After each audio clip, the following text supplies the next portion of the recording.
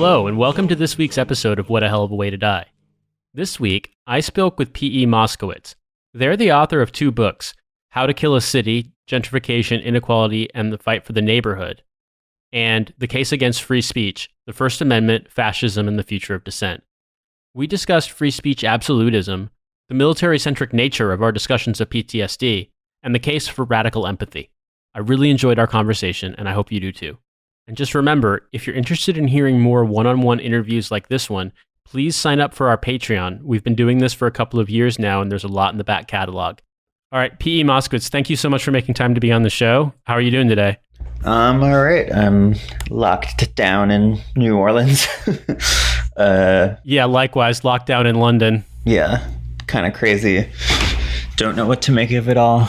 I have many theories of what to make of it all, but there are too many theories. Too many unknowns. Yeah. Just feeling kind of crazy. Well, I hadn't thought about it until recently I was in the military when the 2008 crisis happened, but in a way, this seems so much more insane because it feels like it's basically the big solution to the problem of get money and people go out and spend it. It's really hard to do when people can't go out and spend it because legitimately that makes the crisis worse. Right.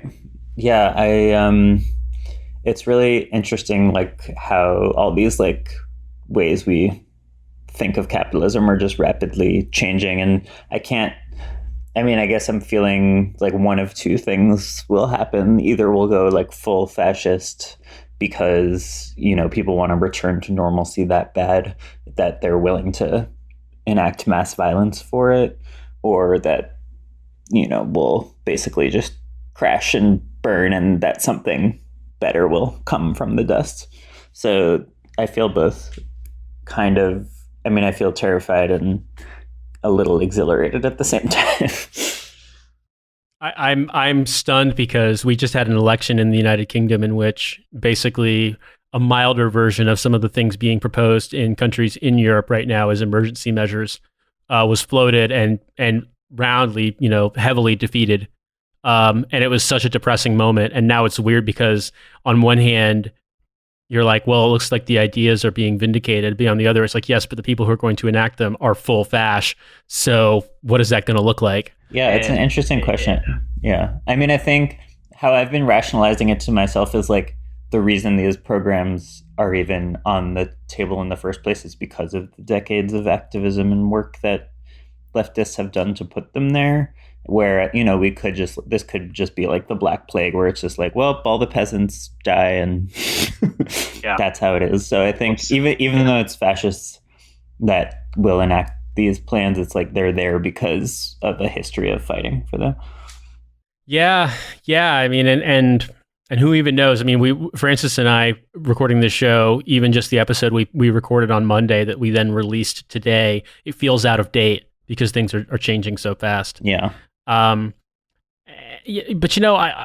I wanted to bring you on. I've wanted to talk to you for a while because I feel like there's an important discussion to be had, with regard to, I guess it's this notion that it seems the U.S.'s, the wars post-2001, they have created a discussion around post-traumatic stress, but it seems like it's almost specifically oriented around the military.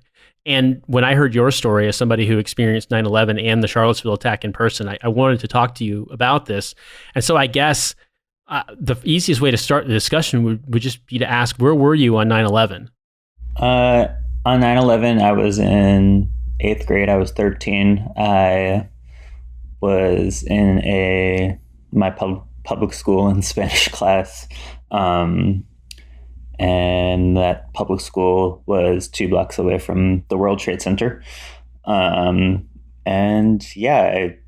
saw the whole thing happen. My school building shook when the plane hit. I ran away from the first collapsing tower, and then I was with like a small group of 8 kids whose mom had like pulled us out of the school as soon as it happened.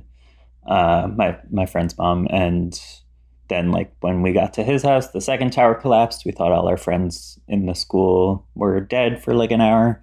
And then, basically had to wait for my parents to find me, walk back up to where I lived at the time in the West Village, where I grew up, and then had was displaced from that school and had to have school in like the cafeteria of another school, and kind of upended my life. My God. So it must be really strange, I imagine, as a native New Yorker, as someone who was there, to see how 9/11 gets invoked as this symbolic thing, specifically, you know, when it's used to justify things the U.S. does abroad. When you were there and you experienced it in a way that, I mean, people outside of New York, especially outside of Lower Manhattan, wouldn't be able to understand. Yeah, I mean, I think that in a way, in many ways, 9/11 is what like radicalized me at a very young age because of that.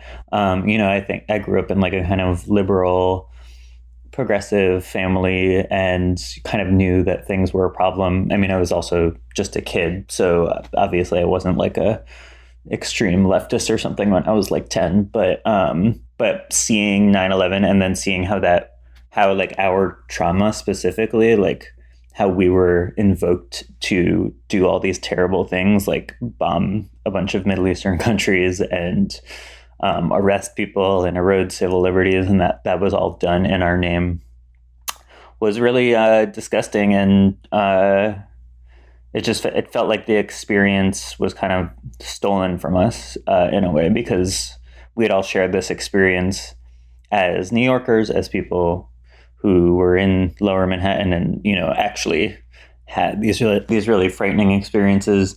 And then all of a sudden, it was like, you know, the Republican governor of New York, George Pataki, was standing outside of our school and telling us that we all need to fight together. And kids in Iowa were writing us letters saying how we were heroes and how they felt our pain and we're going to stand together as America. And it was interesting, like literally, I mean, I don't know if every kid in my school, but many kids in my school, including myself, just felt like this is all bullshit. Like this is not how we actually feel. You know, we feel angry, we feel hurt, we feel sad, we feel confused, but like we don't feel patriotic because of this. It was just witnessing this like story be completely pulled from us and used to justify other things that felt really bizarre. I in no way comparable, but maybe in a little bit similar vein. I recall, so I was 16 when 9/11 happened, and I made up the decision that I wanted to join the military, and I got offered a college scholarship, and I went through that route. But I got deployed to Afghanistan in 2009, so at that point, insanely long amount of time since the war began, and at that point it was pretty obvious that the war was useless to basically anybody on the ground, that whatever people thought it might have accomplished, it wasn't going to, and it was just this morass. And we used to get letters from schools and churches and things, you know, Sunday schools and things like that, and it was similar feeling of people calling you a hero and saying you're doing this great thing, but you know that what the thing actually is just this nightmare that shouldn't have happened in the first place. Right. And it's so weird to valorize it. Right. And I think it is really weird to valorize it. I mean, I can't imagine what it was like to be in Afghanistan and to, you know, as someone who now has different politics than I assume you had then, like to look back on like what that meant for the world and like to be called a hero and all of that. So I don't know what that's like, but it is similar just in the sense of like, what story is everyone telling themselves, and how is that different than what is actually happening to the people who are involved in the story? Oh yeah, absolutely. And to clarify, my politics have absolutely changed significantly. I think it's weird. You know what's funny? The war in Afghanistan definitely radicalized me. Losing someone that I was very close to there radicalized me. But I think the thing that radicalized me the most was when I came back, we had gotten a safety notice to inspect all of our helmets, the helmets that we had used while we were deployed, because there was a bad lot of helmets that they hadn't actually passed whatever like the ballistic safety requirements they were supposed to be there. And so we got this safety notice and said, hey, everybody take the camo covering off your helmets, and you need to make sure if they are in these lot numbers, you turn them in, because the manufacturer, United Prison Industries, made a mistake in production. And I was just like, wait a minute, you're telling me that the helmets we were wearing in Afghanistan were made by prisoners? And I was just like, it's weird. I'd been back maybe 2 months, and I was not necessarily feeling super great. And at that moment, I was just like, what in the fuck did I sign myself up for? Like, what is this nightmare? And yeah, it's weird. It's so since then, I've been trying to do things like this show to basically to talk about that in a way that maybe like can reach out to people that weren't in the military and also might see the military as unipolar in a way, because I feel like there's some people at the margins that might be able to be brought over to the left, as opposed to what I want to talk about next, which is what happened at Charlottesville, where I'm sure you saw this in person, but obviously like we saw this online a lot too. The extent to which a lot of, not a ton, but a number of these intensely fascist, authoritarian, right-wing people are military veterans. Right. People like the guy Nathan D'Amigo and people like that who were there, trying to fight people on the ground. It seems like, yeah, the military radicalizes people towards the right. And I want to talk about that next, because I guess there's a part of me that I want to know, like, what that felt like making the decision, not even talking about what happened with the attacks, but making the decision going down there, even for yourself, knowing that like it seemed that things could very easily get bad and that there was a risk, but you still went there anyway. Could you talk maybe about what made you go there and what that felt like? Yeah. I mean, I think, through many years of therapy and stuff, I've realized that because of 9/11, actually, I've always had this kind of like attraction to dangerous situations and wanting to like be at the center of them. And I became a reporter probably for that reason. And I've always, since I've had more leftist politics, I've wanted to be on the streets protesting, etc. And even before Charlottesville, I was a part of many marches where smaller scale violence had happened. So it seemed obvious to me that I should go and just be there, one, to witness it and like write about it, because that's what I do. But I'm not like an unbiased reporter. I'm working for one of the sides, and it just felt really important to me to see what was happening, because it felt really significant even before everything went to shit. So yeah, but then I think, so me and two friends drove down, and I think the night we stayed in like a cheap motel the night before, like on the outskirts of town.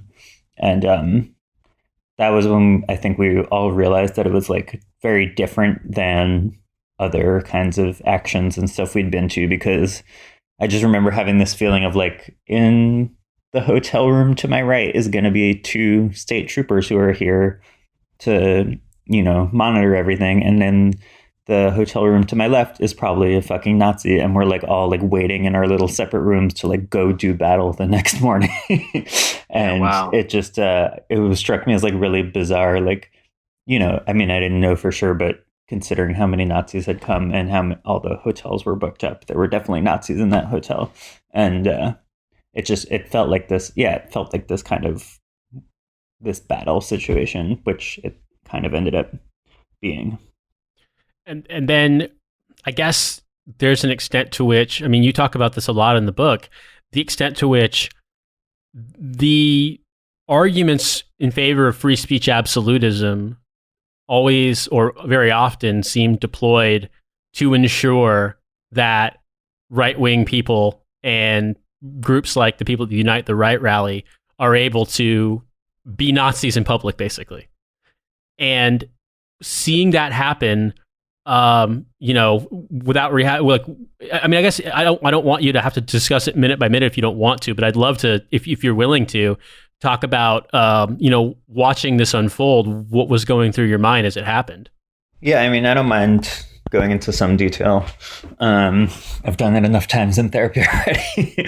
But yeah, I mean, I was thinking about that myself. The same sorts of things. It's like it becomes easier to tell a story the more times you tell it, or at least that's been my experience. Right.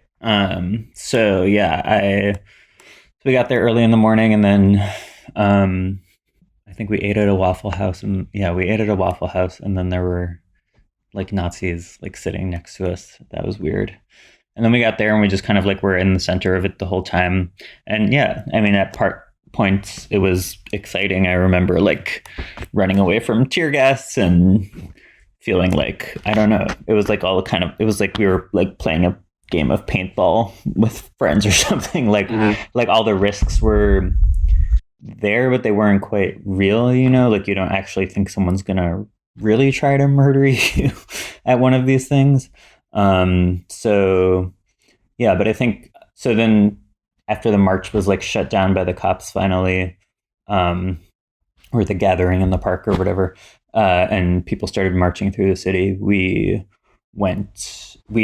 like had gathered in a park 2 blocks away, me and some other comrades that were there, and had basically decided to march to another part of the city where we heard that some Nazis were like beating up some random person. And so we made our way there, and there were like 100 of us or 200 of us or something. And then everyone kind of like separate groups of anti-fascists all converged at the same moment, like serendipitously, and everyone was like cheering, and it was so fun. And I just remember feeling like really good and excited and like hopeful about, you know, the movement in general. And that's when, you know, the car hit and I like couldn't see anything because there was like probably 5 rows of people in front of me, but you could just hear this like crushing sound, and I dropped my phone and dropped my water bottle, and like me and my 2 friends got separated from each other. And just remember, I remember looking down and having like someone's blood on my leg. And then just desperately trying to find my friends and make sure they were okay. And then find my phone, because I knew that I wouldn't be able to navigate out of Charlottesville or call anyone or anything if I couldn't find it. So luckily someone had picked it up. But I just remember feeling like both silly, because I was like, I know people are maybe dying right now, but I also really need my phone.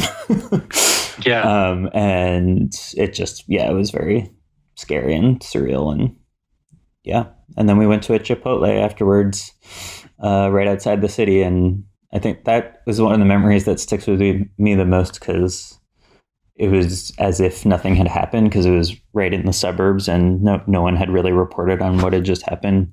And we had escaped Charlottesville on our way back.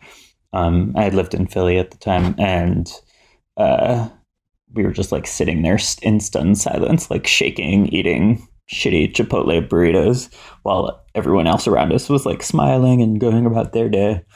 And I think that's kind of the moment when I was like, what the fuck just happened to me?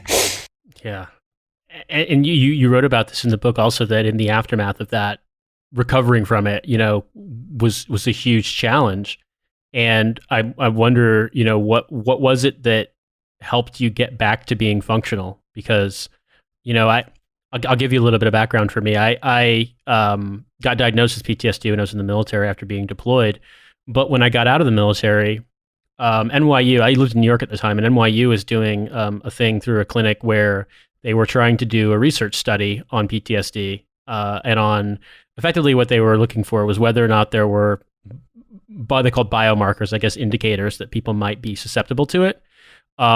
And I was actually screened out of the study, it turned out, because I'd gotten in a car accident when I was 16, and it had altered my behavior to an extent that I probably could have been diagnosed with PTSD at the time from what happened. And I'm still not a very good passenger in a car. Like, I'd much rather be driving than be the passenger.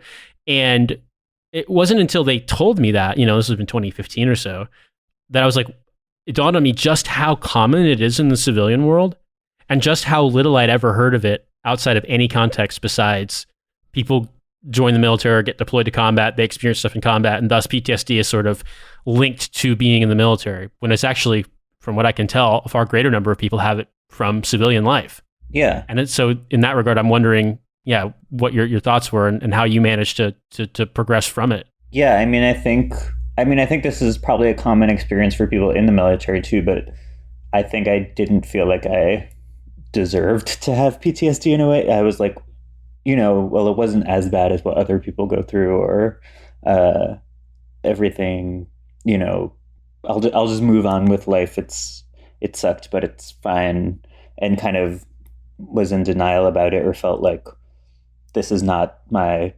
struggle. Like that's not the kind of person I am, that kind of thing. And I was kind of like fine, but out of it and shaken for like a month. And then I basically just had like a complete mental breakdown. And was like literally like shaking when I woke up and couldn't function at all. And it got pretty bad. But yeah, had already been in therapy. Thankfully, you'll notice a common theme of all of this is therapy. Yeah. And I guess I already was like primed to be aware of my mental state because my parents are both actually therapists too. So I don't think I had the same kind of stigma associated with PTSD that a lot of people do. But at the same time, I was totally not, I didn't even really understand why I was, shaking all the time and scared to go outside and all of that. And it took like a few months, I think, in therapy until like I was like, oh, it's because like I almost fucking died and watched someone die a few months ago. Like, duh, that's why. And it's still taking me a while to even get comfortable with like claiming PTSD for some reason, but it just feels, yeah. I mean, I think I just remember like having that revelation in therapy, being like, oh right, the reason I feel like I'm gonna die all the time is because I almost died, and it's as kind of as simple as that. So yeah, I mean, I can talk more about like my recovery and stuff if you want, but that's basically how I realized how I had it. I do want to know as far as recovery goes, because I honestly think a significant amount of our audience are either military or veterans. That what you just said, the idea that you were like, well, I don't feel like I had it that bad, thereby I shouldn't even claim it. That's such a common experience. Yeah. 100%. I felt that. Every single one of my friends that I've had to have some kind of an intervention with, where I've tried to be like, you need to go to the VA, you need to get help, like something along those lines. It's always been that. It's like, I didn't experience anything near as bad as what people that I know who are in the shit really badly experienced. So like, what right do I have to claim it? Right. And it's the strangest thing, but that 100%, it's the same experience. Yeah. I mean, and I think, as an Antifa super soldier myself, hell yes, finally we get one on the show. No, but like as someone who participates in that kind of activism, or at least have in the past, and like actual soldiers like in the military, even though we have very different politics, in a way both of them are like selfless acts. I think it takes a certain kind of person to want to fight for your comrades or your fellow soldiers or whatever. So I think that's part of it, is like, you don't want to be the center of attention. You want to be selfless. You want to help others. And so like the idea that you need, a lot of therapy and a lot of whatever else kind of goes against that instinct that I think a lot of people have, who put themselves in dangerous situations, whether it's firefighters or military people or whoever. So I think that's what makes it hard. But yeah, I mean, I think a lot of, even now, like the biggest like alternative quote unquote treatment that's worked for me is acupuncture. It's been like a godsend. But even now I still like feel guilty that I need acupuncture to feel mentally okay, every few weeks or whatever. So it's just this weird constant struggle. It doesn't just go away, I don't think, but it's this feeling that, you always have to keep pushing to feel like you deserve to feel better, essentially. The friend of the show, Drew Pham, we had on here a couple of months ago. He military veteran. He made the comment that he's had a lot of success with. He participated in a trial for MDMA assisted psychotherapy, And it was a similar sort of thing for him, that it felt like it accelerated a process that he described it to me as it was like having 10 years of therapy in one day. And it's interesting to me because in a way it feels like that might not be the solution for everyone. There's a part of me that wonders if acupuncture, I've only done it a couple of times and for orthopedic stuff, but there's a part of me that wonders if maybe there's certainly in my experience, there's an element in acupuncture of having to completely cede control of things. Yeah. Because you can't move or things get really bad. So you've got to kind of let it take its place. And being completely out of control is not necessarily something that people with post-traumatic stress want to have happen, at least in my experience.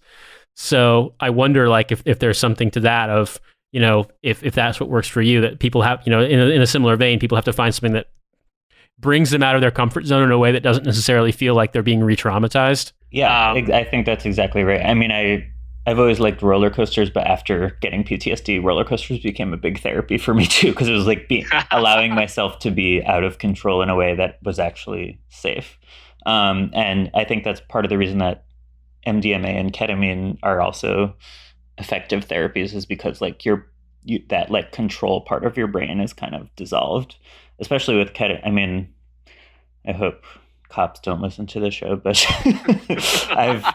I've imbibed with ketamine many a time, and it has helped tremendously with PTSD, because it is that same feeling of like whatever happens is happening and I can't stop it, and that's okay, and just like learning how to be okay with that. But also not to get too like woo-woo or whatever, but acupuncture, I think, like also just scientifically, like it taps into your nervous system in this way that, you know, talking can't, and that a lot of other things can't. It's just like literally like calms your nervous system down in this way that, you know, like it kind of feels like taking a Xanax or something when you leave the acupuncture studio. Yeah, I mean, Lord knows if it works, then it's a good thing. I think about it too sometimes, because it's weird what you're just describing. For me, I cycle a lot here in London. I did to some extent in New York when I worked in Manhattan, but when I worked in Brooklyn, I could just cycle to and from where I lived and my place of work. And it's pretty dangerous. It requires an obscene amount of focus, because if you don't pay attention, especially in fucking New York City, it can be over very, very quickly. Yeah. And obviously, like, the NYPD will find a way for you to be at fault for like a dump truck running a red light and running you over. Right. But it's like, it's a thing that basically it plays to whatever you kind of need in your life. In a way, for me, I feel like having something that's dangerous and intense but requires focus, where you have to be in control, kind of works for me. For some people, it would be the absolute opposite. I know some people who've gotten really into like things like rock climbing, stuff where it's like dangerous but also really technical. And it's just strange, because I don't think if people realize like that these symptoms are coming from an experience of basically you not wanting to re-experience something bad that happened, a lot more people would be like, oh, maybe that's why my behavior, maybe that's why these things cause me to react strongly, as opposed to the idea of this is an illness that only soldiers can get for doing valorous things. You know what I mean? Yeah.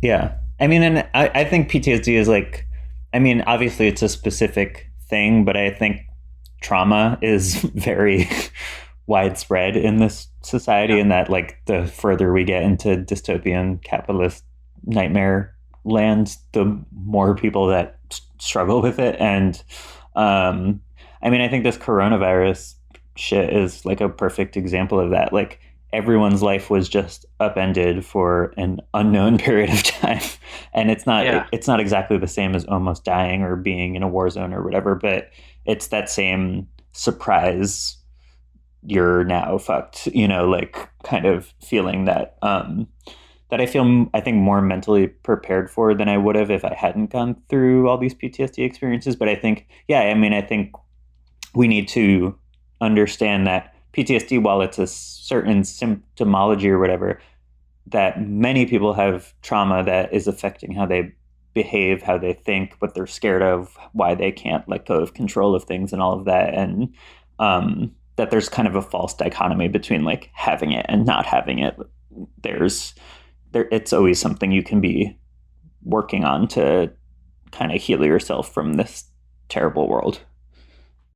Yeah, and in a way, to also kind of take those experiences and figure out what you can learn from it, but also to be aware of your own reactions so that you're not caught by surprise. I mean, I feel like that's something that took me a while, but I'm better at it now in the sense of it's like, well, like anniversaries for me, some people, anniversaries are a big deal, like even subconsciously, like you don't know that they're happening, but all of a sudden you find yourself getting really irritable. Being aware of those things is really important. And then also sometimes it comes down to the kind of work that you do, to try to feel as though it, I don't know, not necessarily remedies, but at least makes you feel as though you're empowered to try to fight for change or fight for something that you care about, in a way that kind of like, if not validates, at least makes it feel like you can use that experience in a positive way. Yeah. And I think that's why writing the second book, like I had gotten the contract to write the case against free speech before Charlottesville, but just like a few months before, but then that really gave the book so much more power and meaning for me. And even as I wrote it like as I was struggling to recover from PTSD and feeling, bonkers all the time. But it felt really important for me to like put down on paper the kind of politics behind my own struggle. And it made it a lot more personal, because before it was just about like, I mean, the thesis was the same regardless.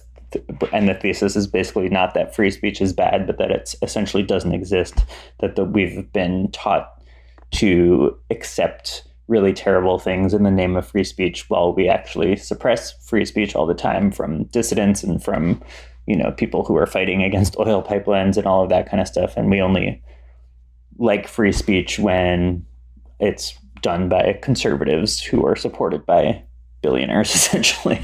So the thesis was the same, but the kind of anger and the personal connection wasn't there before Charlottesville. And then I was like, wait, like I'm part of this story. I'm part of why there are Nazis marching in the first place. And I mean, not that I'm at fault for that, but that I end up wrapped up in this story. And so it felt really important to like kind of write that down and get that down on paper and incorporate that into my politics and my mental state and all that. In fact, I wanted to bring up, because there's a part in the book that in the early chapters that speaks to exactly what you just described. You write, free speech, which I had decided to write about before Charlottesville, had become something tangible to me through Charlottesville. It was not a subject to be abstractly debated. It had life and death consequences. I doubled down on my conviction that people like the white supremacists I saw in Charlottesville needed to be dealt with, and quick, and that we needed to change the way we think of free speech, from the streets to the offices of the ACLU to the halls of the White House, or else the country would be in further trouble.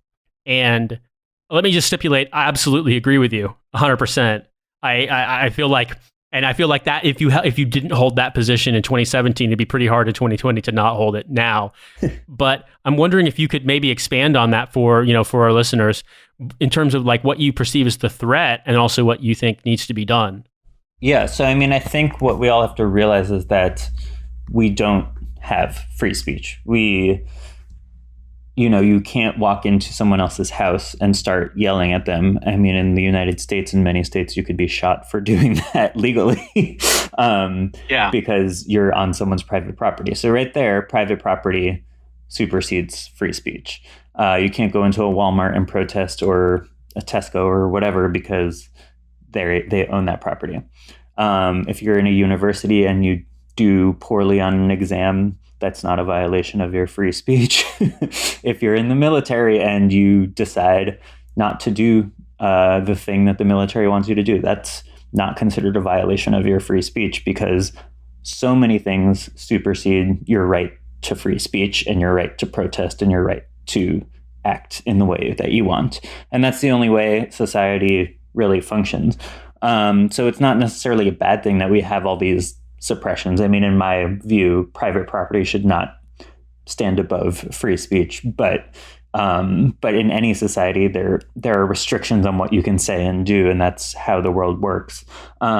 So I think we've all been taught this very specific history of free speech that automatically triggers us to defend speech when it's by essentially the right people who are speaking, and that's people in power.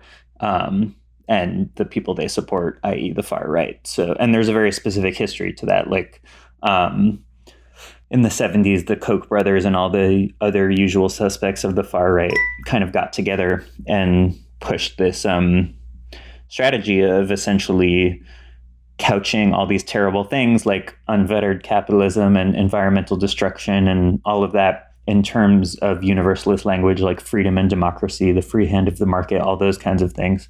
And really pushed that ideology through universities. And this was a very purposeful plot.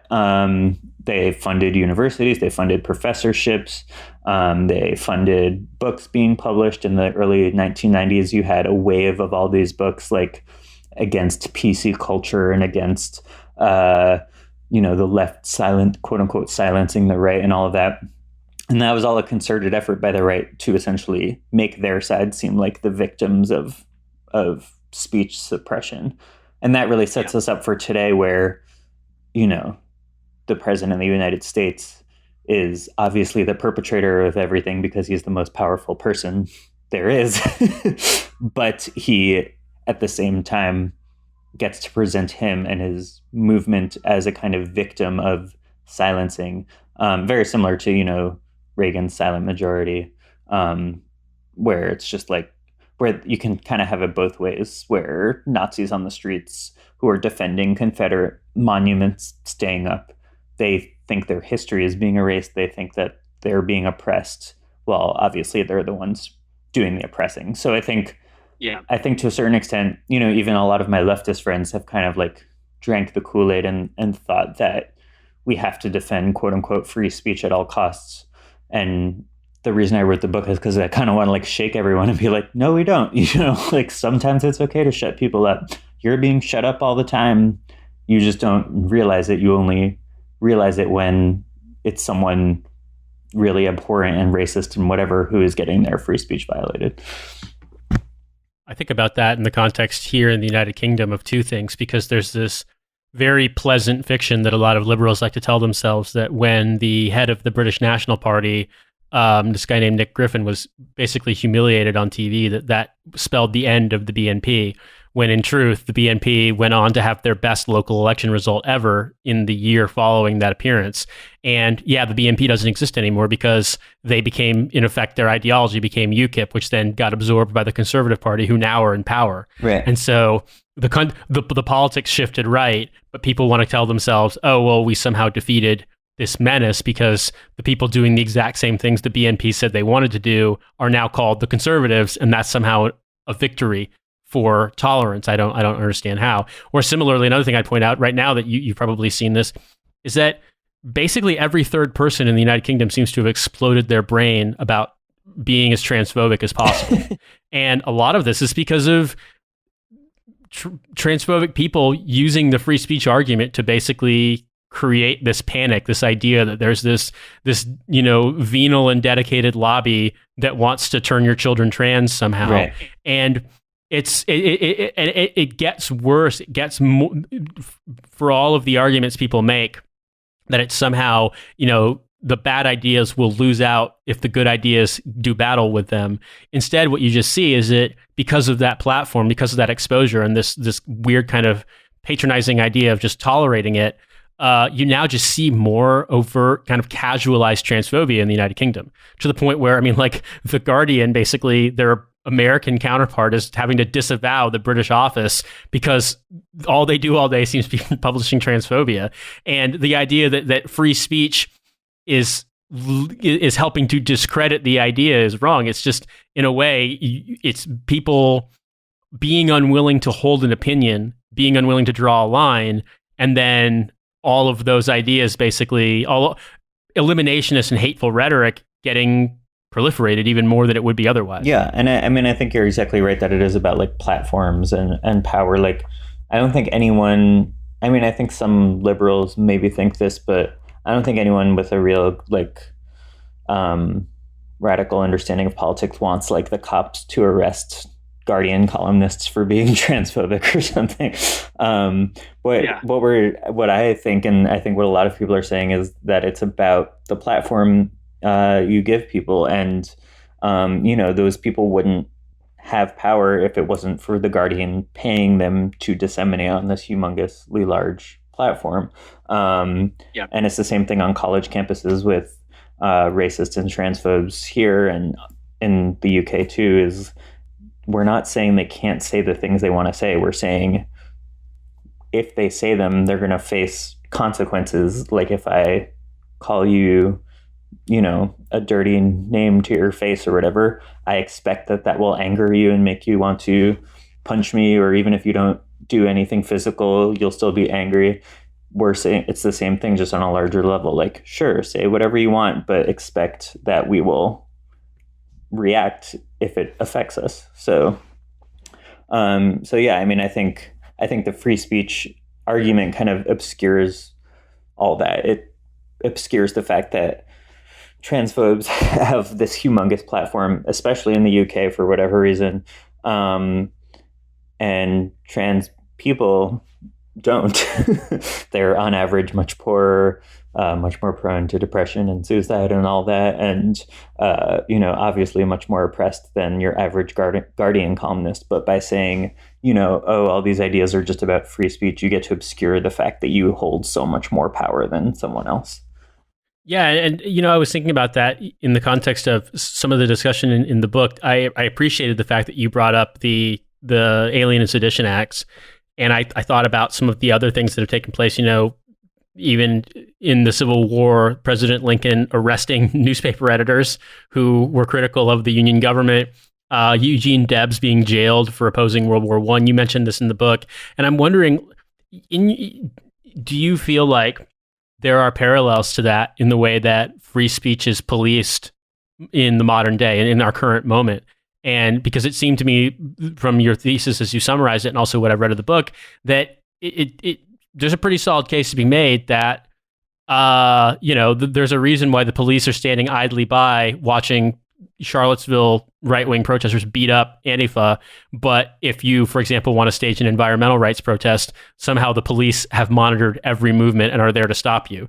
It seems as though the same thing is taking place. And I'm wondering, people like to frame this in a discussion of security, but I'm wondering, could you describe what you mean when you say that this is an example of the free speech rhetoric being used to shut down and to basically criminalize left-wing ideas and activism? Yeah. I mean, there have been environmental activists that have been charged with terrorism in recent years just for dropping banners or sitting on an oil pipeline.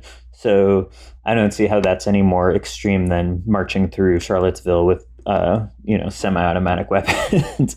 So it's really this double standard where because the government insists we have all the same rights, and from the very first second you're in school when you're a kid, you're taught that so many times over and over and over again until you kind of believe it, then that provides cover for no one actually having the same rights. And I don't even think it's a matter of law. I mean, partially it's a matter of law, but partially it's a matter of who has money and who has power. If you're working 60 hours a week, if you're a struggling single mom or whatever you might be, you have less of an ability to have your voice heard than someone who can afford to buy a presidential campaign, or than me, who's an author and has been sanctioned by the publishing industry to disseminate my work and get paid for it. So I think where it gets complicated is like when you look at the Nazis in Charlottesville or Nazis in this country more broadly, those are people that in many ways don't have a lot of power. They've seen their middle class lifestyles being eroded. They have seen the destruction of whole industries in this country, and they blame it on immigrants and Jews and Black people and stuff, but they're reacting to something real, this losing power that is very scary to, I think, most Americans these days.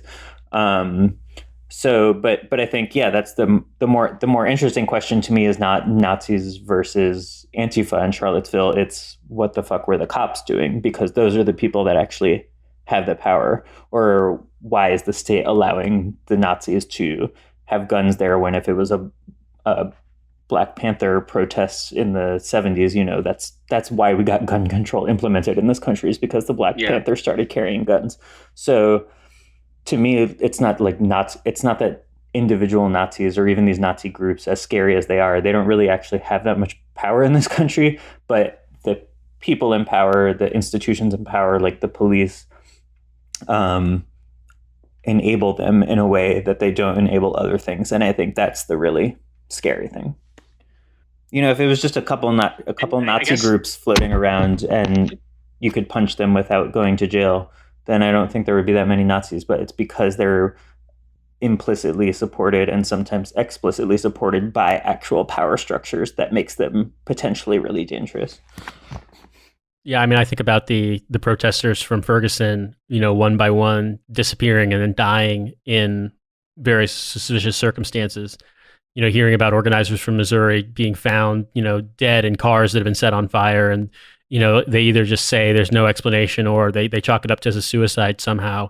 And yet it just keeps happening one after another, that clearly whether it's power structures or people who are tolerated by power structures are targeting these people. And, this basically escapes notice. But Lord knows if Milo Yiannopoulos hadn't decided to die on the hill of defending child abuse, he'd probably still have a platform, to basically spread ideology that's no different than the people who were marching through Charlottesville with tiki torches were espousing, but just maybe 1% more genteel and with a British accent. And so, it's just, it's maddening to see how that's tolerated. And I guess that really brings me to my last question, because, in this discussion with you, I can tell from what you've just described, talking about the people who are fearing this loss of stature, experiencing the consequences of, 40 odd years of uninterrupted decline, basically. It seems to me that you have empathy for the people who are, your ideological enemies or notionally ideological enemies, in the sense that may not be politicized, but they're probably within the same camps or more proximate to these people. And it feels to me like we're about to enter a much more unstable and dangerous and generally difficult to understand period. And I just wonder, look, with the utmost respect, I feel like you more than anyone else have the right to hold a grudge. You have an absolute fucking right to hold a grudge given what you've experienced. And yet you don't. And I'm wondering how you got to there and how other people might be able to learn from that. Yeah. I mean, don't get me wrong. I would love to, beat the shit out of James Alex Fields, the guy who drove the car into us in Charlottesville. So I do hold a grudge. But in terms of like seeing where this general movement comes from, I know that no one is born a Nazi. That is a form of like Nazism to think people are born anything, and that they can't be fixed or changed or anything. So I think things like Antifa and protesting Nazis is really important because they hold the line of power against them and the state. But I also think that there is another mission that needs to be undertaken of making the left as attractive to these people as the right makes their movement. And part of the problem is that the right has a lot of money behind it. The whole Tea Party thing was funded by the usual billionaires. And this kind of like faux grassroots stuff happens where the Nazis are the most extreme part of it, but they have the money to have conferences and to pay people to disseminate things and all of that. And the left, because the left is inherently anti-capitalist, doesn't have that same level of money or power to do those things. But that being said, I think, once someone is like full Nazi and marching in Charlottesville, it might be a little hard to convince them, but there are plenty of kids who, if they had, that was the point again with the Black Panthers. the point of these social programs, the point of free breakfast and all of that was not only to help people, it was also to show them that there was another way of mutual aid, of supporting each other under capitalism and fighting against capitalism, so that they didn't become despondent. And being despondent, I think, is a precursor to becoming a Nazi.